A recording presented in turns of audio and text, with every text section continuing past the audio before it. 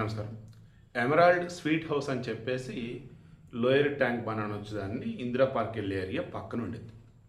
దాని హెడ్ వచ్చేసి విజయరామ్. అక్కడ ఫుడ్ డిపార్ట్మెంట్ జిహెచ్ఎంసీ వాళ్ళు తనిఖీలు చేసినప్పుడు ఫుడ్ దాన్ని ఏం చెప్దాం అడల్ట్రేషన్ ఫుడ్ కల్తీ అన్నట్టు దాన్ని పాడైపోయిన ఏవో ఉన్నాయి అన్నట్టు సంథింగ్ ఏదో న్యూస్ వచ్చినప్పుడు ఇచ్చారు. అప్పుడు మీలో చాలామంది విజయరామ్ చాలా మంచోడండి, ఆయన పవన్ కళ్యాణ్ క్లోజ్ అని ఆయన టార్గెట్ చేశారండి అన్నారు. సరే, ఆ తర్వాత వచ్చేసి ఇది క్లియరెన్స్ అది ఇచ్చారు, ఆయనది హ్యాపీగా నడుస్తుంది.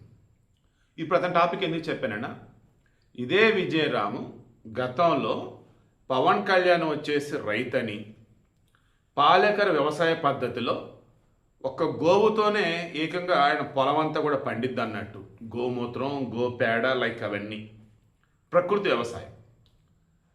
ఆ భూమి ఎక్కడ ఉందన్నప్పుడు Hyderabad outside Shivarampalli ICFAI university ఇది ఉండిద్ది. మంచి ఒకప్పుడు రేటు తక్కువ, అప్పుడు అసలు చాలామంది కొనేశారు. సిటీ ఎక్స్పాండ్ అయిపోతూ ఉండటం అండ్ హైటెక్ సిటీకి అటెండి పెద్ద పెద్ద సాఫ్ట్వేర్ కంపెనీ దగ్గరగా ఉండటం అండ్ మోకిలా ఏరియా ఉండటం, దాంతో పెద్ద పెద్ద గేటెడ్ కమ్యూనిటీస్ విల్లాస్ వచ్చేసి ఫుల్ డెవలప్ అయిపోయారు. ఒకప్పుడు ఎకరం వచ్చేసి 2,05,00,000 కొన్నోళ్ళు ఉన్నారు, ఇప్పుడు ఏకంగా 100 కోట్లలో ఉంది రేట్.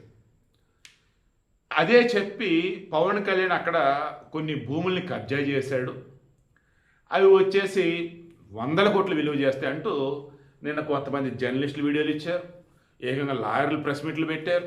ఇక వైసీపీ చెందినటువంటి వాళ్ళు వీళ్ళు రకరకాలుగా. సరే, అసలు ఎందుకు ఈ రకంగా ఇచ్చారు ఏంటని చెప్పేసి చూస్తే అది శకం భూమి. శకం భూమి అంటే ఏంటని నాకు తమ్నైల్లో నవ్వుతూ ఎందుకు పెట్టండి ఇందుకే పెట్టా.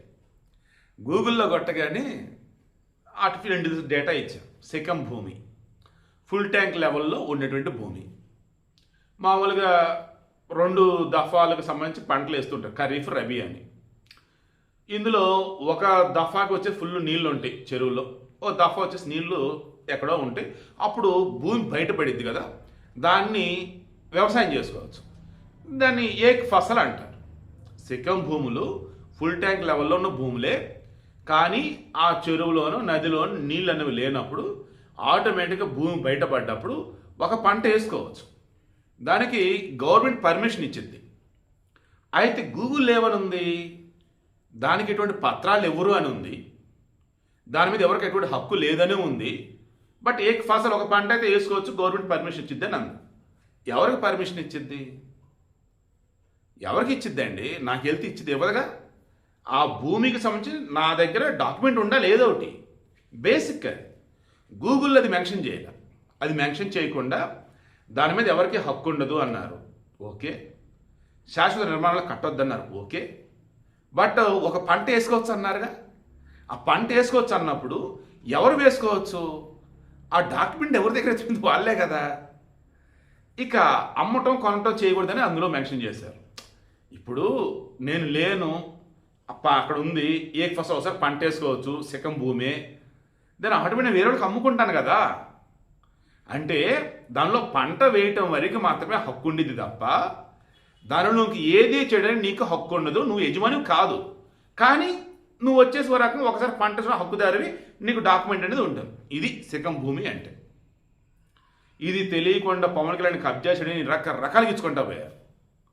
తీరా క్రాస్ చెక్ చేస్తే క్లియర్గా హైడ్రా రంగనాథ్ గారు తెలంగాణ ప్రభుత్వానికి 1000 కోట్లని కాపాడుతున్నాడు. కబ్జాలైనటువంటి 100 ఎకరాలు బడాబడ బాబులు లేపి అవతలాడేస్తున్నాడు. నిన్న కూడా 4,000 ఎకరాలు ఏమో 4,000 కోట్లు ఏమో. ఇంకో విషయమే బాబు, బొల్ల బ్రహ్మనాయుడు ఎవరు ఆయన, వినుకొండ మాజీ ఎమ్మెల్యే, వైసీపీ మనిషి. ఏకంగా ఒక చిన్నపాటి జీవో ఏదో రెడీ చేసి ఫేక్ జీవో 1,500 కోట్ల భూమిని కొట్టడానికి ట్రై చేశాడంట. ఆయన మీద కేసు ఫైల్ అయింది. మరి సైబరాబాద్ పోలీసులు కేసు ఫైల్ చేస్తారు, ఆయన ఏపీలో కనిపిస్తున్నాడు, బట్ ఇక్కడ పారిపోయాడని చెప్పేసి అంటున్నారు. కబ్జాలంటే అది, కుట్రలంటే అవి. పవన్ కళ్యాణ్ అనబడేవాడు తన దగ్గర ఉన్న డబ్బులను కూడా పేదలకి అవసరం ఉన్న వాళ్ళకి ఇచ్చినాడే. తన పార్టీ నడుపుకోవడానికి డబ్బులు అంటే సినిమాలు చేస్తే తప్ప నాకు డబ్బులు రాని సినిమాలో నటించాడే. అటువంటి పవన్ కళ్యాణ కబ్జాలు చేసేది, అటువంటి పవన్ కళ్యాణ వేరే భూములు లాక్కునేది, అటువంటి పవన్ కళ్యాణ ప్రభుత్వం కాకుపే చేసేది. ఆలోచించాలి కదా. సో హైడర్ రంగనాథ్ ఇచ్చిన క్లారిటీ వీడియో కూడా ఉంది, అది కూడా అటాచ్ చేస్తాం చూడండి. ఫస్ట్ ఒక దానికి మనకు క్లియర్గా ఉండాలి. పట్టా ల్యాండ్ అనేది మీరు చూస్తే కనుక శిఖం పట్టాస్ అంటారు. అంటే దాన్ని శిఖం పట్టాలు అంటే ఏంటంటే చెరువు ఉంటుంది, చెరువులో శిఖం పట్టా అంటే కనుక చెరువులో డెడ్ స్టోరేజ్ వచ్చినప్పుడు, అంటే డెడ్ స్టోరేజ్ అంటే ఏంటి, బేసిక్ కొంతవరకే ఉంటుంది వాటర్, మిగతాది వాటర్ ఉండదు. ఎప్పుడు వస్తుంది డెడ్ స్టోరేజ్ అనేది, ఖరీఫ్ లో వర్షం వస్తుంటది, రబీకి వచ్చేటప్పటికి వాటర్ తగ్గిపోతుంది, తగ్గిపోయినప్పుడు అప్పుడు ఒక పంటను వేస్తారన్నమాట, దాన్ని ఏక్ ఫసలి అంటారనమాట మన మామూలు పాతకాలంలో కూడా ఏక్ ఫసలి అనేది. సో అంటే శిఖం పట్టాలో వ్యవసాయం చేసుకోవడానికి ఇచ్చినటువంటిదే, అంటే అగ్రికల్చర్ పర్పస్ కి అది. సో పట్టాలని ఇప్పుడు మీకు ఉండొచ్చు, ఒక చెరువులో సపోజ్ మీకు సే ఒక చెరువు దగ్గర ఏదో చెరువు దగ్గర మీకు పట్టా ఉంది, మీరు పట్టాను నాకు అమ్మొచ్చు, నేను కొనుక్కుంటా, నాకు రిజిస్టర్ అవుతుంది. రిజిస్టర్ అయిన తర్వాత నేను దేనికి వాడాలి, కేవలం ఇరిగేషన్ అంటే వ్యవసాయం వరకే వాడాలి, స్ట్రక్చర్స్ రేస్ చేయడానికి కాదు.